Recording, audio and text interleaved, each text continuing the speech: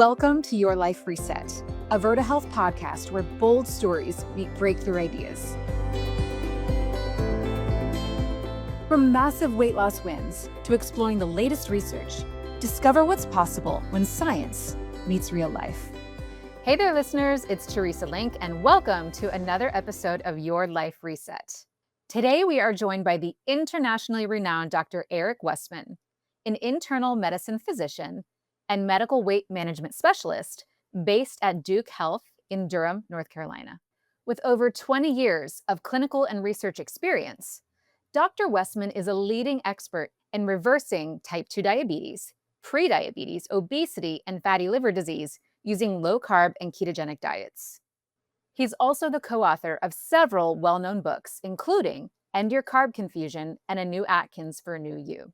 Fun fact, when he's not helping patients dramatically transform their health, you might find him chatting up superfans at low-carb conferences or busting myths on YouTube. I'm so excited to chat with him today about how small food changes can lead to big health wins. Let's dive in. So, Dr. Westman, thank you so much for joining me today. It's so exciting to have you here. My pleasure. Thanks for having me. We're going to dive right into the topic at hand. Now, a lot of people have heard of you. A lot of people have read your books. They follow you on social media. Most of us, though, I will say, don't know where this all began for you. So what sparked your interest in low-carb and ketogenic diets in the first place? So I'm an internal medicine specialist, and my training was pretty, how should I say, standard.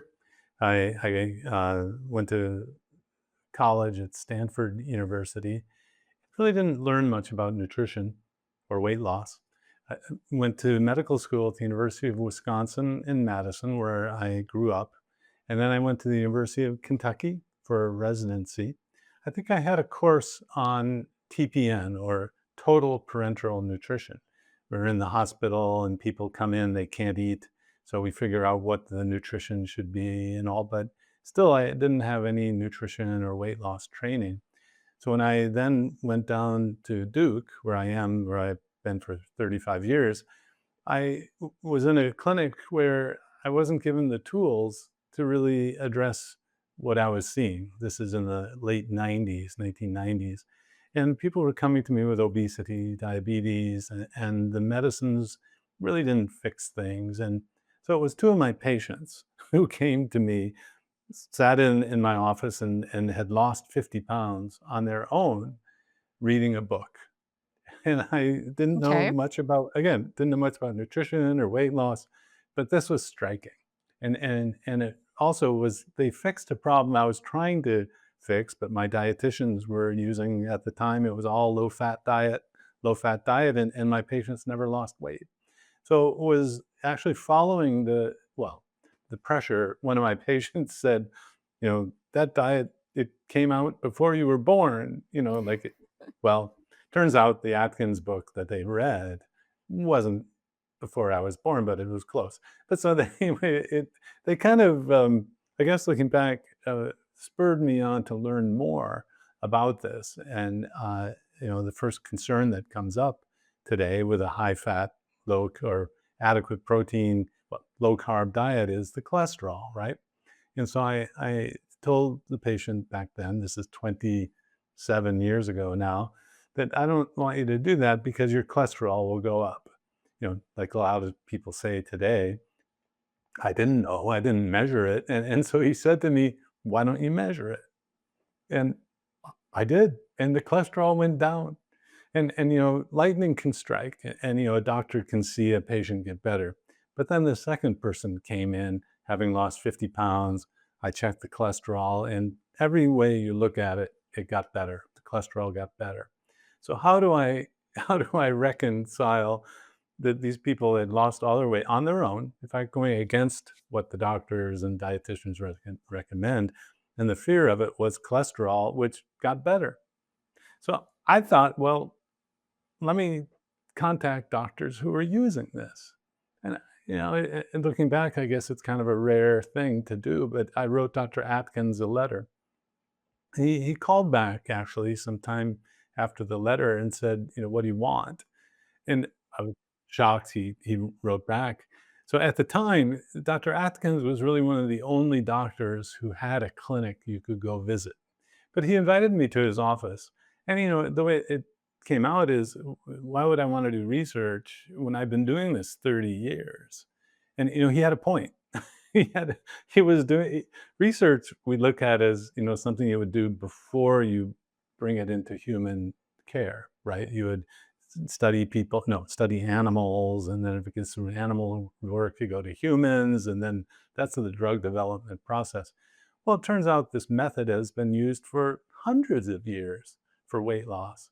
And as Dr. Atkins said, he didn't need research. He knew what would happen because he was doing it for 30 years. Well, I convinced him that nobody else trusted him or that there was a big rift and he knew that. I mean, the stories that people would see him on the street and change sides of the street. They made the claim there was a dietitian that saw him and went to the other side of the street because he was killing people and left it. No, he wasn't. But anyway, I convinced him that he ought to fund some research. And at that same time, I didn't cross paths at that clinic in New York City where he was working, but this young physician, no, this young PhD, double PhD from Indiana. He was at UConn. His name was Jeff Volek. Jeff Volek at the same time approached Dr. Atkins for research money. And that's the world I came from. I learned how to do clinical trials for FDA approval for drugs. And so I thought, well, what if we applied that same method to a diet? And so we did randomized trials for obesity, for diabetes, and published these. And then over the next 10 years, these studies were done all over the world. So I used the Atkins method, like you were visiting Dr. Atkins. That's the research we did, but the way to get to me is very different. You have to have insurance. You don't have to have, well, I don't know how much he charged at the time, but it was basically a New York City clinic where you had to be patient private pay at the time.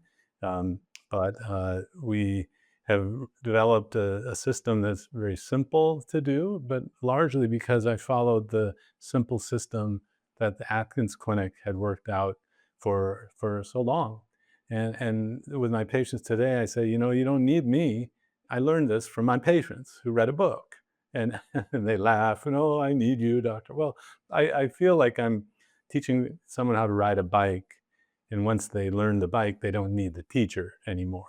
So, yeah, and that's a cool thing about using diet as a treatment, is that you don't become beholden, or you don't need the doctor or the drug company, or over time, you just need the knowledge. And I got into medicine and internal medicine to help people get better.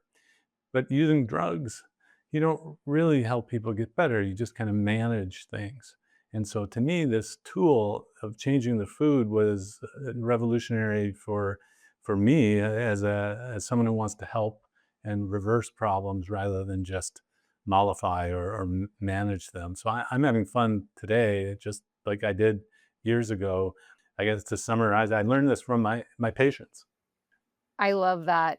It started with 2 patients and then a letter to Dr. Atkins, and eventually teaming up with Dr. Volek and research, and decades later, here we are. And the conversation continues, the conversation evolves, which is really, really fun. So I'm excited to continue to learn more. And let's talk about the internet. Let's talk about social media. It's full of keto rules. You had also mentioned, the food industry coming in, and you see keto certified this and that. Like, there's just so much stuff everywhere. And other rules. You're supposed to track this, you're supposed to track that, you're supposed to fast every, blue moon, or what have you. And you use, again, simple keto. So what does that actually look like in real life?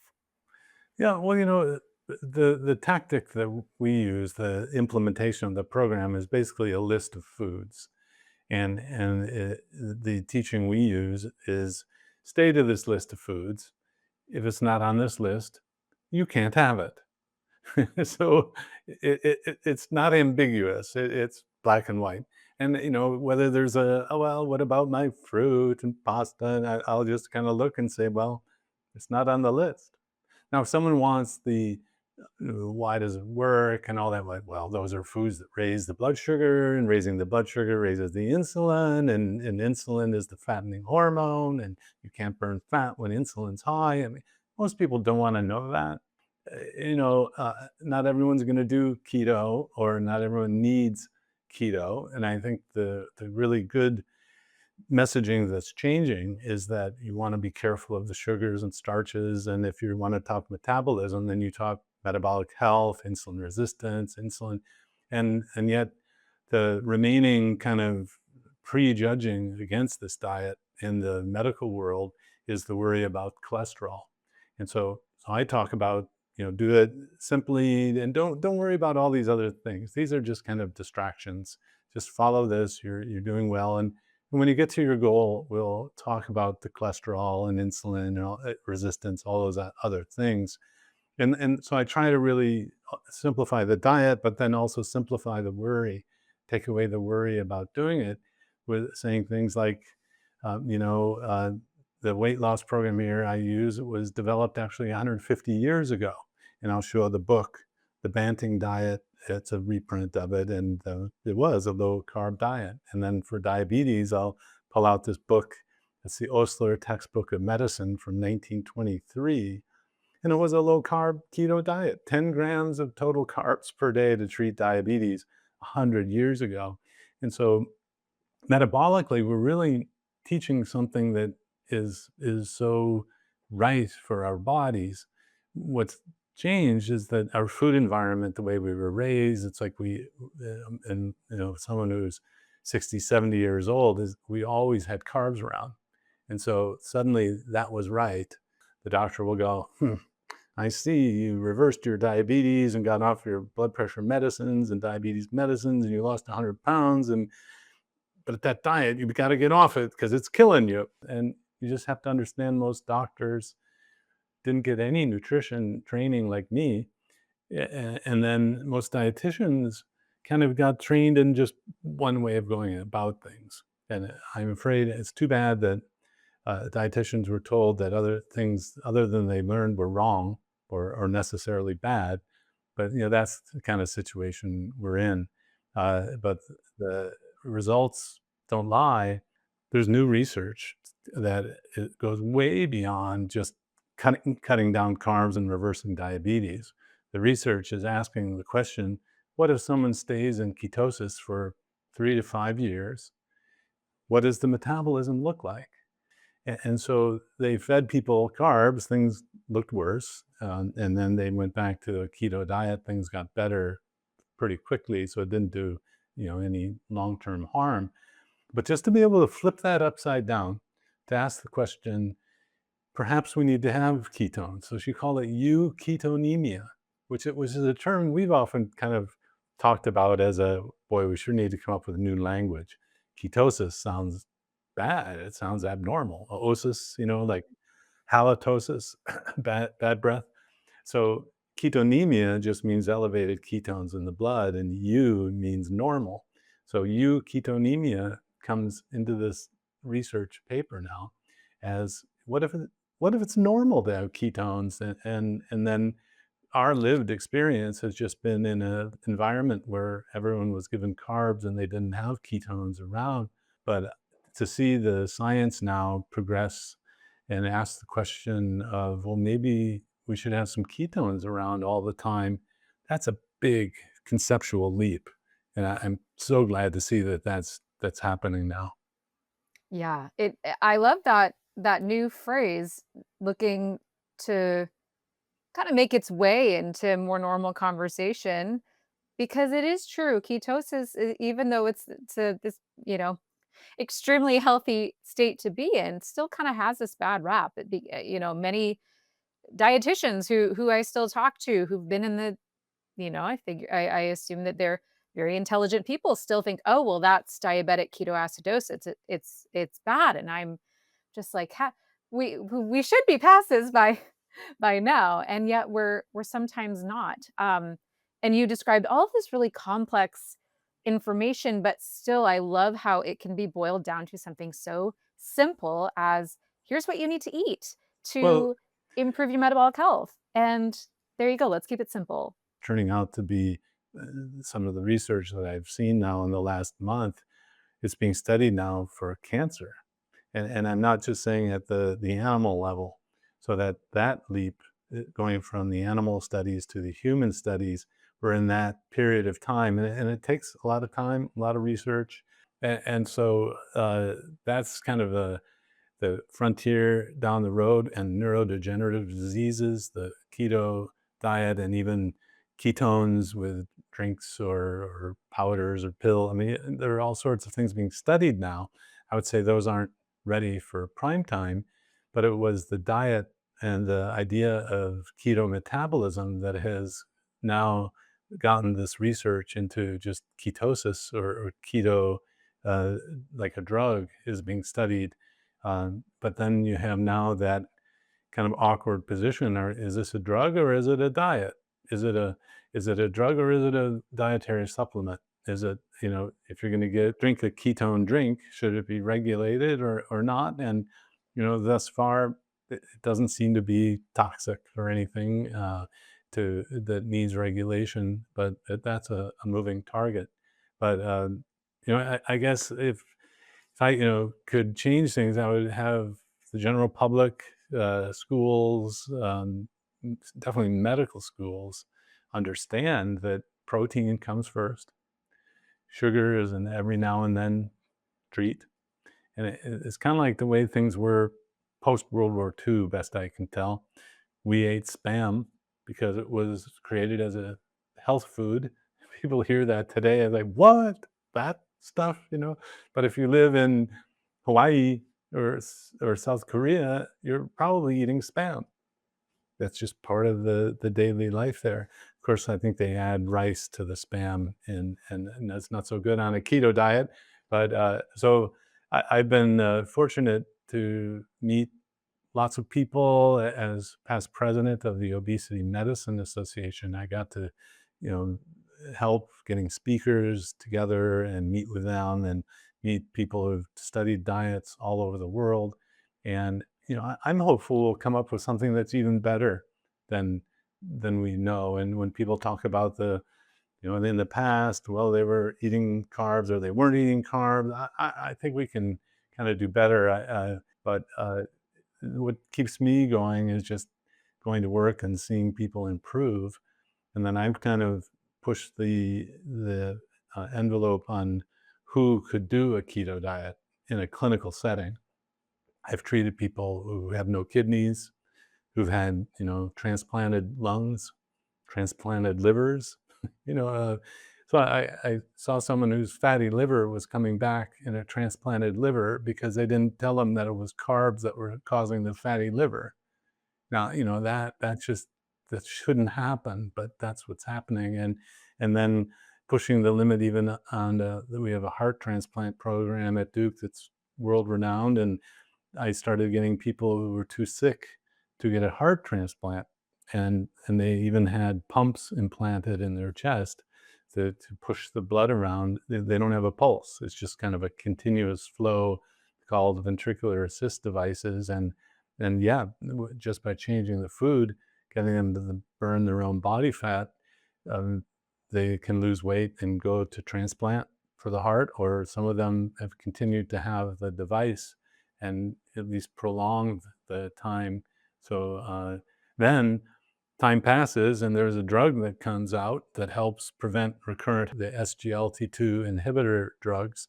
These are Jardiance, Invokana, uh, and they make the kidneys leak glucose. Now I'm a little leery of a drug that perturbs the human body in a huge way.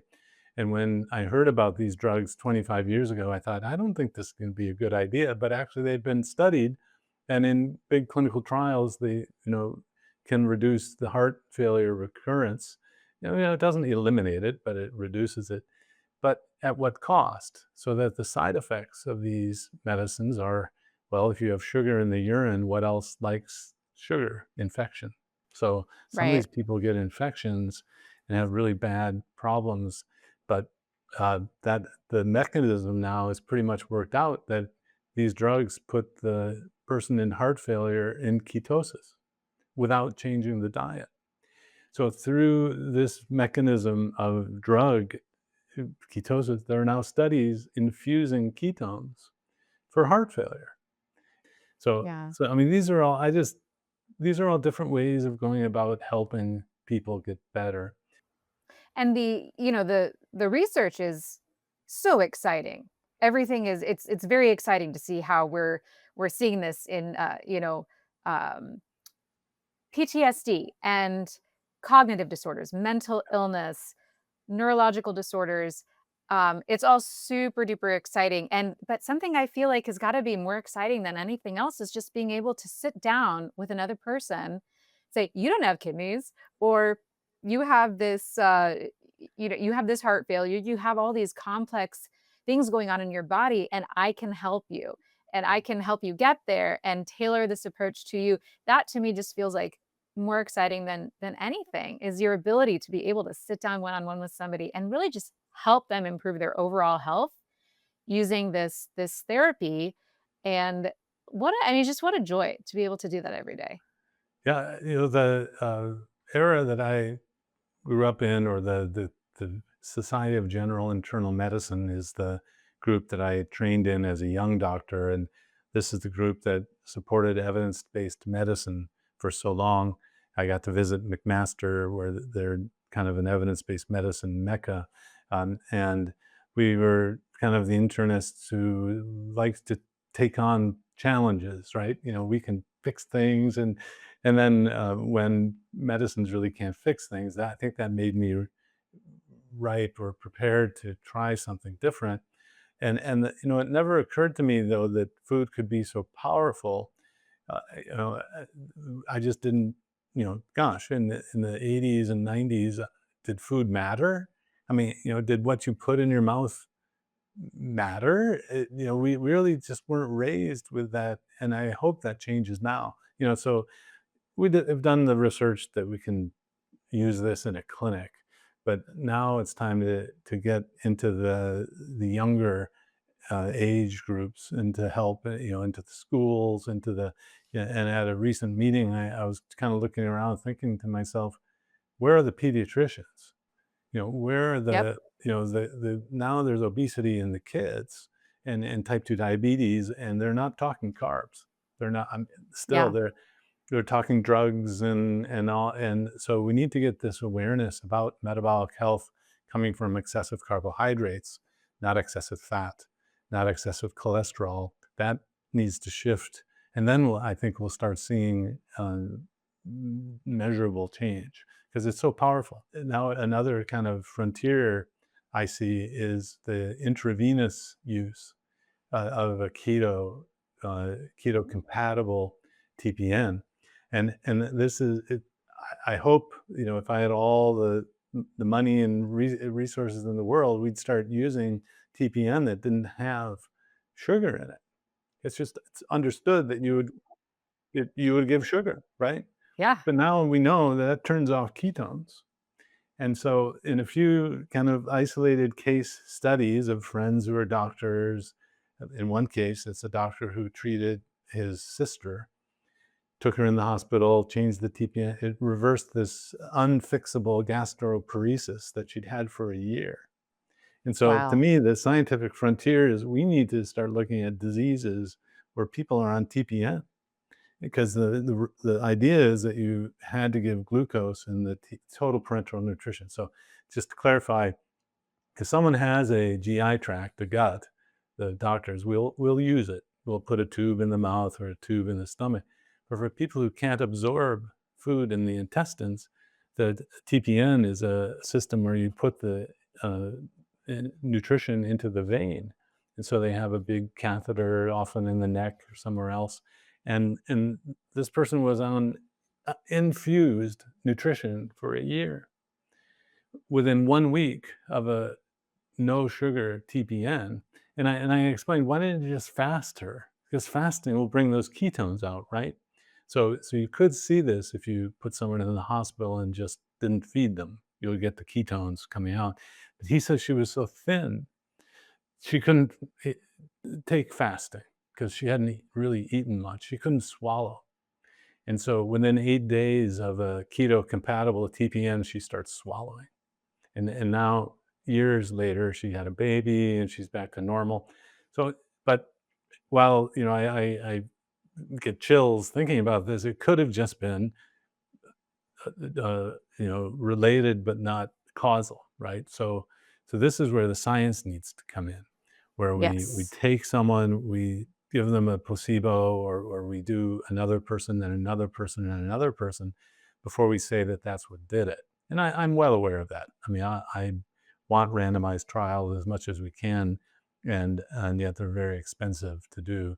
But so that's one of the new frontiers where, okay, well, people can't eat. Let's get them into a fasting keto metabolism, and maybe there's some cells that we don't know that really need ketones, you know, and well, another case of childhood epilepsy.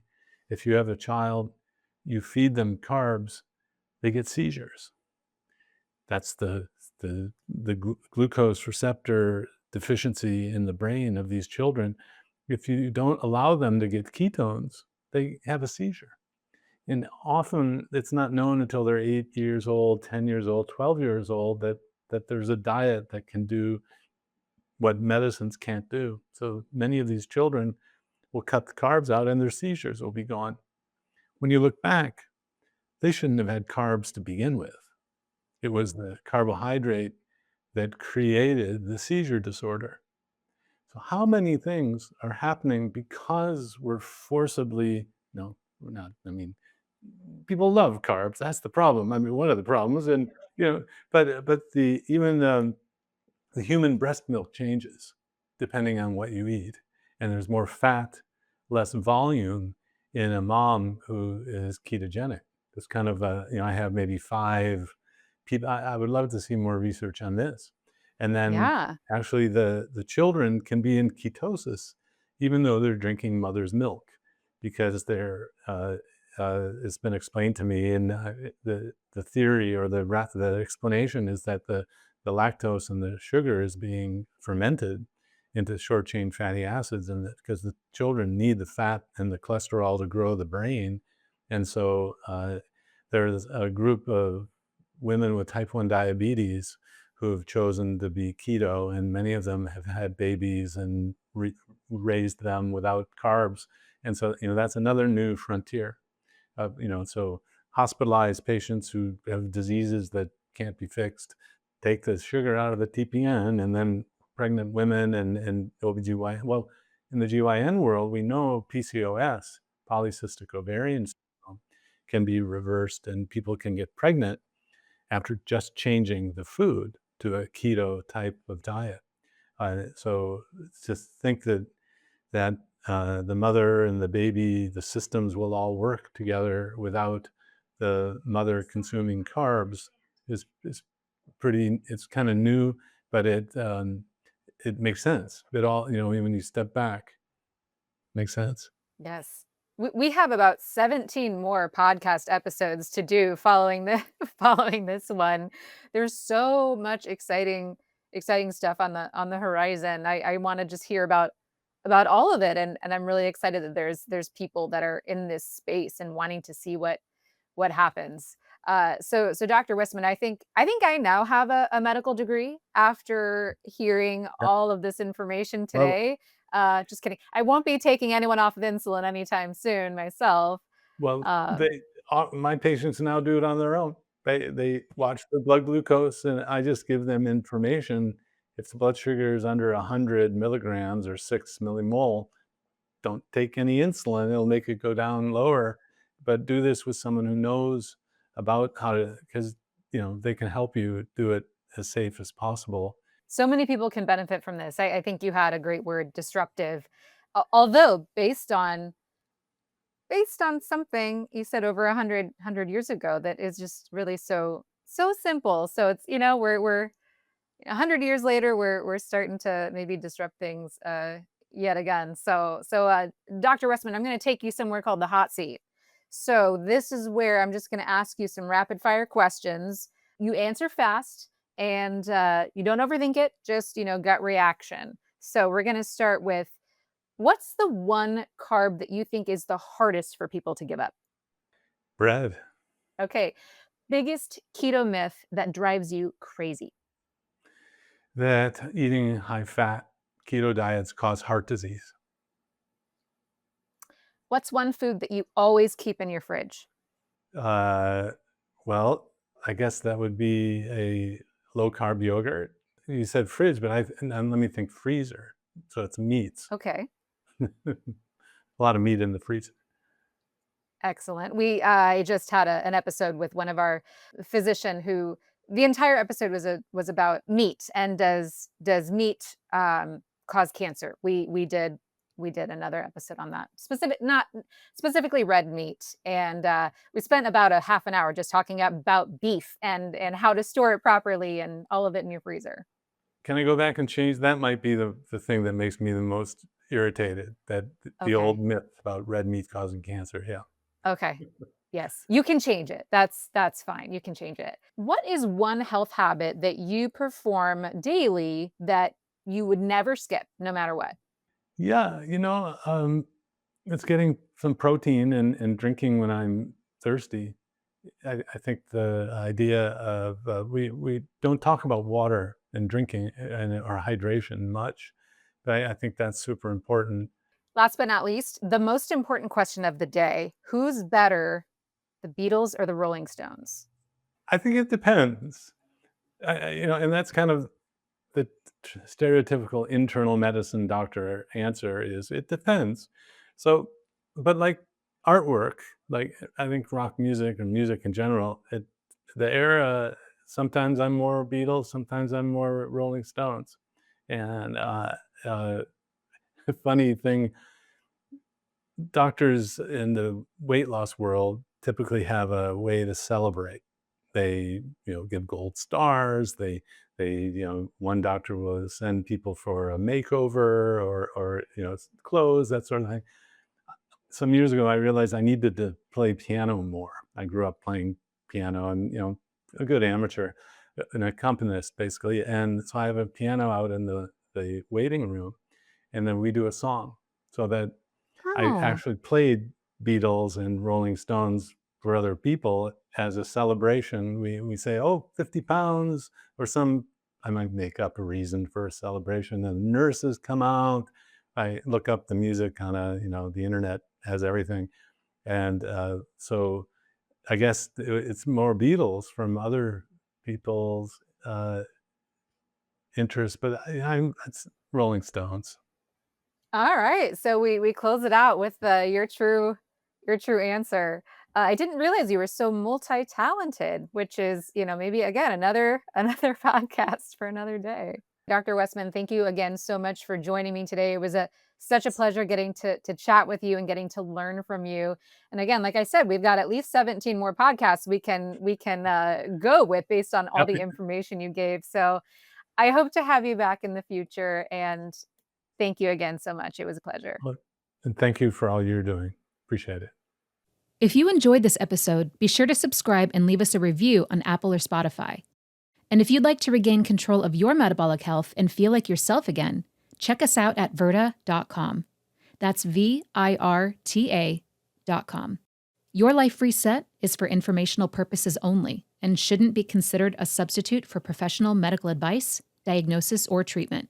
Contact your provider if you suspect you have a medical problem. I'll chat with you all again soon. Until then, stay inspired, my friends.